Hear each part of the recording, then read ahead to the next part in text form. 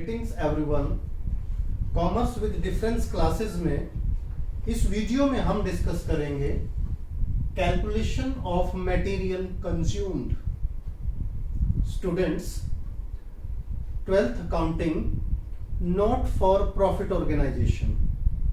जब हम income and expenditure account बनाते हैं तो इनकम एंड एक्सपेंडिचर अकाउंट बनाते टाइम हमें जरूरत पड़ती है कैलकुलेशन ऑफ मटेरियल कंज्यूम्ड।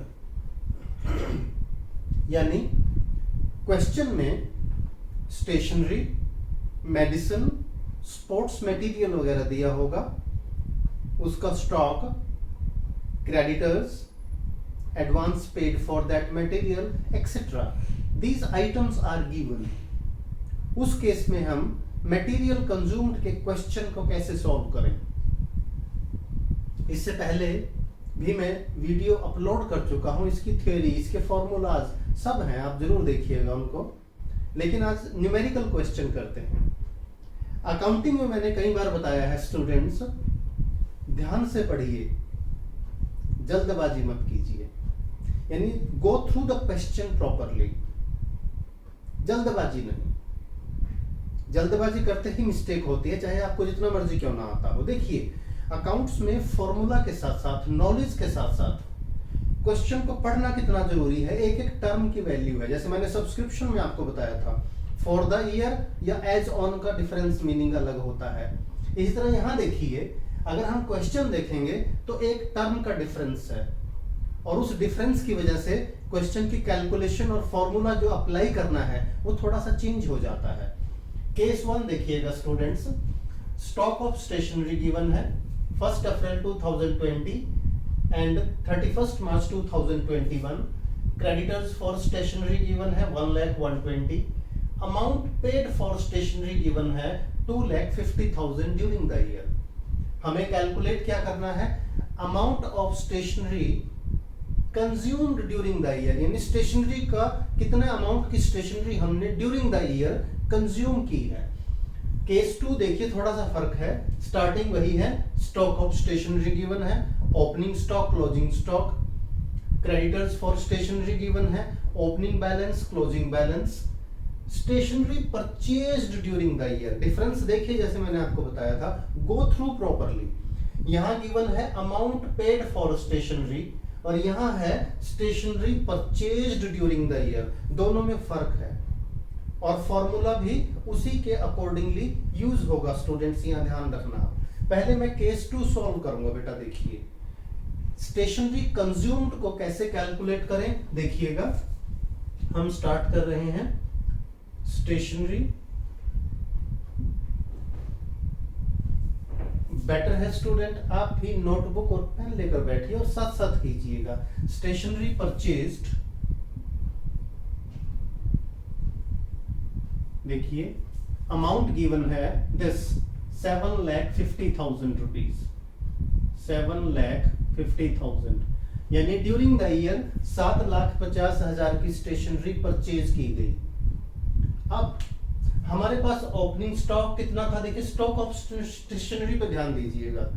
इसमें फॉर्मूला होता है ओपनिंग स्टॉक ऐड करेंगे, क्लोजिंग लेस करेंगे। अब ओपनिंग स्टॉक क्यों ऐड करेंगे, क्योंकि ओपनिंग स्टॉक जो साल के शुरू में था वो सबसे पहले कंज्यूम किया होगा ना हमने, और क्लोजिंग स्टॉक लेस करेंगे क्योंकि स्टॉक एट द एंड है जो नेक्स्ट ईयर यूज होगा। तो हमारा फॉर्मूला हो जाएगा, यहां ऐड करेंगे, add opening stock, opening stock of stationery, यानी stationery at the beginning of the year, जो 1 अप्रैल को गिवन है। ये अमाउंट है स्टूडेंट्स 2,10,000 ऐड करेंगे, आप भी करते रहिए साथ साथ, और ये हो गया 9,60,000।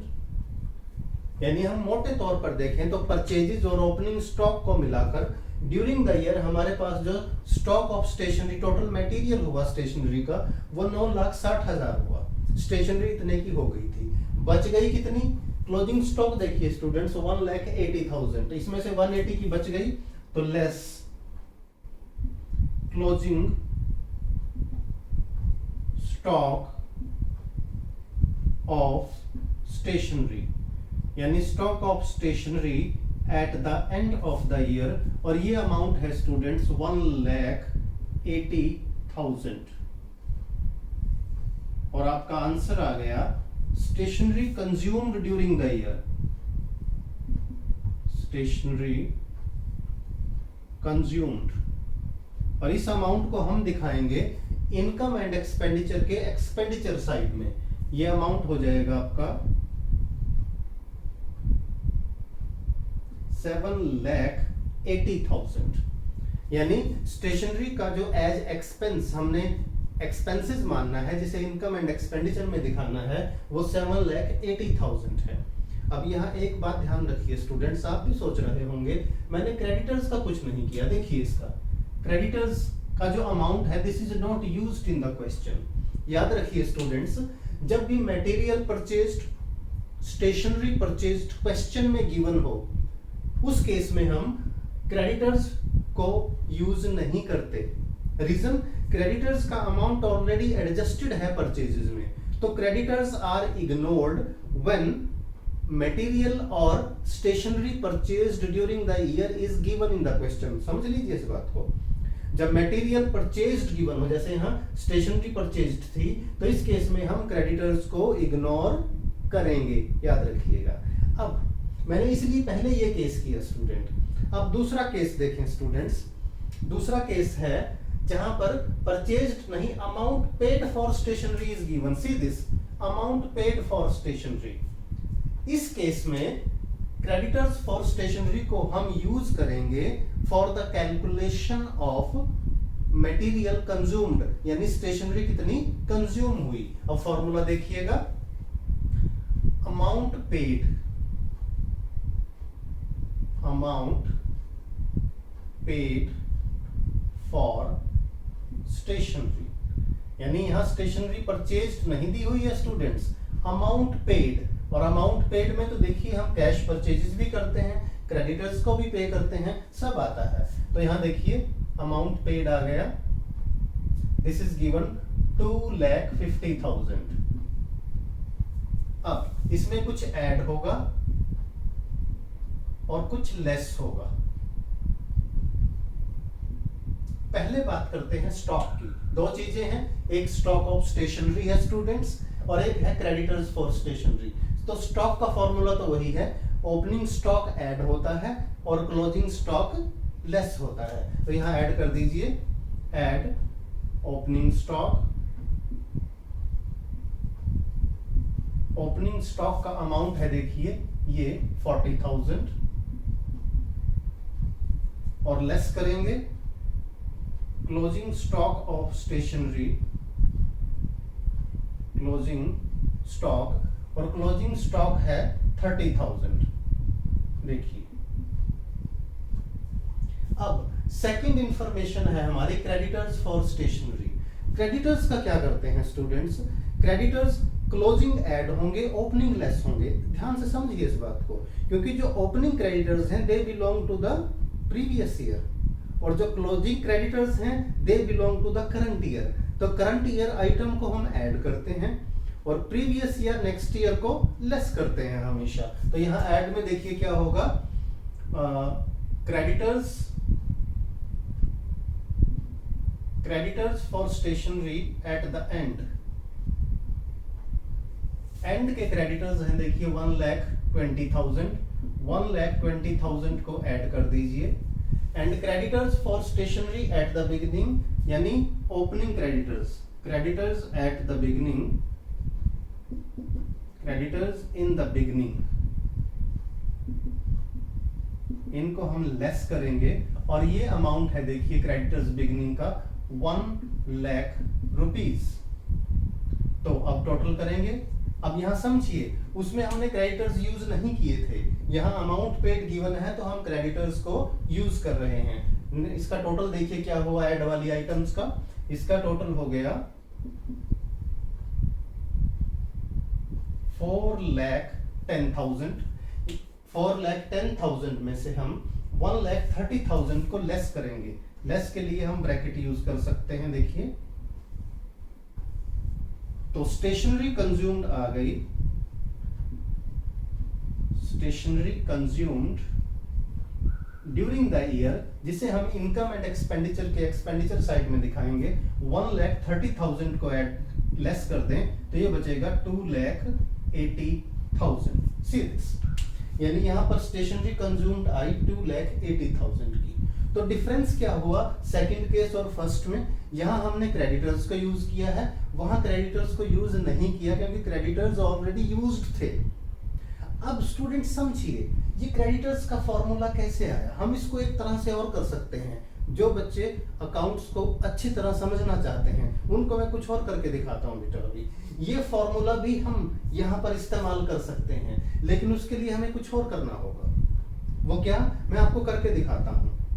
यानी इस क्वेश्चन में अगर हम क्रेडिटर्स अकाउंट बना लें, बेटा मेरी बात ध्यान से सुनिए, इस केस में अगर हम क्रेडिटर्स अकाउंट बना लें तो हमारे पास क्या आ जाएगा, स्टेशनरी परचेज्ड आ जाएगी। फिर हम ये फॉर्मूला, सिर्फ ये फॉर्मूला यूज कर सकते हैं। अब आप समझिए, मैं आपको करके दिखाता हूं students.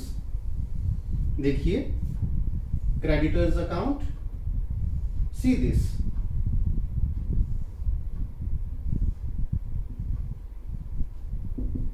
Creditors for stationery account है ये, इसे ध्यान से देखें।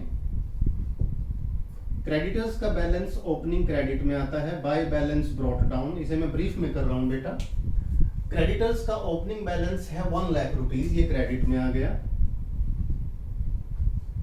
क्लोजिंग बैलेंस डेबिट में आ जाएगा, to balance carry down, closing balance है 1,20,000। क्रेडिटर्स को देखिए, अमाउंट पेड फॉर स्टेशनरी, यानी हमने क्रेडिटर्स को कितनी पेमेंट की होगी ड्यूरिंग द ईयर। जाहिर है ये क्रेडिटर्स को ही पे किया होगा, सप्लायर्स को, 2,50,000। तो यहां लिखेंगे टू कैश या बैंक अकाउंट 2,50,000। डेबिट साइड का टोटल ज्यादा आ गया, देखिए 3,70,000 आ गया। डिफरेंस आएगा बाय परचेजेस, ये बैलेंसिंग फिगर होगा। बाय परचेजेस ये है 2,70,000। इस तरह से हमारा क्रेडिटर्स अकाउंट बन गया, और जिसकी बैलेंसिंग फिगर आई है purchases of stationery made during the year, और ये अमाउंट है 2,70,000। अब हम यहां फॉर्मूला में बिना क्रेडिटर्स का यूज किए देखिए कैसे आंसर निकालते हैं। देखिए स्टूडेंट्स, अमाउंट पेड की जगह क्या आ जाएगा, समझिए आप, मैं चेंज कर रहा हूं। अब अमाउंट पेड की जगह आ जाएगा stationery purchased. See this, stationery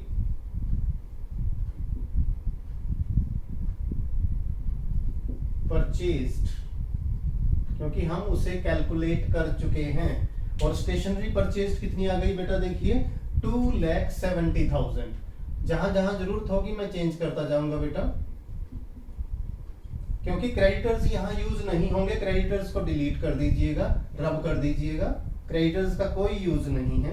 creditors को हम रब कर देते हैं। देखिए अब आपका वही आंसर आएगा जो पहले आया था, 2,70,000 प्लस 40,000। देखिए अमाउंट कितना आया, ये आया हमारा 3,10,000। इसमें से 30 माइनस कर दे तो वही आंसर आएगा जो हमारा पहले आया हुआ था। यानी आप चाहें तो वही फॉर्मूला यूज कर सकते हैं केस 2 वाला, लेकिन इसके लिए आपको क्रेडिटर्स अकाउंट बनाना होगा। क्रेडिटर्स अकाउंट में आएगी balancing figure purchases of material या परचेजेस ऑफ स्टेशनरी। फिर हम कैलकुलेशन में स्टेशनरी परचेज्ड को यूज किया हमने, ओपनिंग स्टॉक को ऐड किया और क्लोजिंग स्टॉक को लेस किया, और आंसर वही आएगा जो हमने क्रेडिटर्स को यूज करके कैलकुलेट किया था। तो stationery consumed during the year. तो इन दोनों क्वेश्चंस को, दोनों एक्सरसाइजेस को जो डिफरेंस के साथ मैंने डिस्कस किया, बड़े ध्यान से कीजिए स्टूडेंट्स, बार बार कीजिए। आपकी बुक्स में भी कुछ क्वेश्चन ऐसे दिए होंगे, उनको प्रैक्टिस कीजिएगा।